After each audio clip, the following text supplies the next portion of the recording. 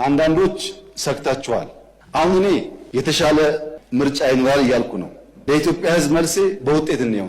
የኔ እምነት ይሄ ፓርላማ አሁን ካሉ 5 እና 10 ሰዎች በ5 እና 10 እጥፍ ያደገ ድምጾች ይሰማሉ ብዬ አምናለሁ።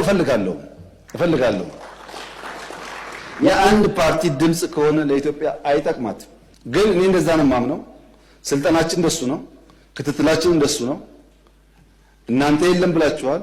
በውጤት ነው። በእርግጠኝነት ግን አሁን ካሉ ሰዎች 5 10 እጥፍ ልዩ ድምጾች ፓርላማ ውስጥ እንደሚሳተፉ ጥርጥር የለኝም።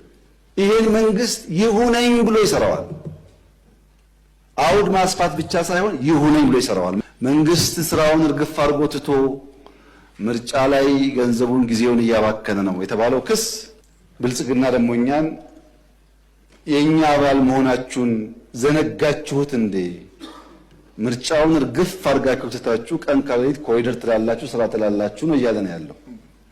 የትኛው ነው እውነቱ የሚለውን ለማየት ምክር ቤት አባላት ስትወጡ ዳታ አገላብጡ። የሁሉም አገር እድገት በምርጫ ዓመት ይቀንሳል። በምርጫ ዓመት የመንግስታት እድገት ይቀንሳል። ለምሳሌ የህንድ አምና ቀንሷል። የኛ ከአምናው በልጦ 10.2% ያድጋል ከተባለ የሚሰራ መንግስት አለ ማለት ነው። በምርጫ ዘመን ትሬንዱ መቀነስ እንጂ ማደግ አይደለም። ካደገ የሚሰራ መንግስት አለ ማለት ነው። ምርጫው ግን ባለፈው ከነበረው ምርጫ በእጅጉ አሳታፊ እንዲሆን ይሰራል። ያለ መስራትን ክቡር ያለ መስራትን ባለፉት 5 ዓመታት ከፍተኛ ሚና የነበራቸው የምክር ቤት አባላት ኢንክሉሲቭ ምርጫ እንዲኖረን ስለፈለግን እንደ አብርሃም በግ ጥለናቸው ያለፍናቸው አሉ።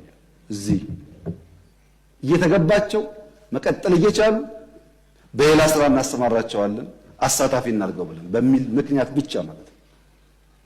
ይሄን የኛዎቹ ስለሚያውቁት ከነሱ ጋር ስትነጋገሩ ይገባቸዋል ምን እያልኩ እንዳለው።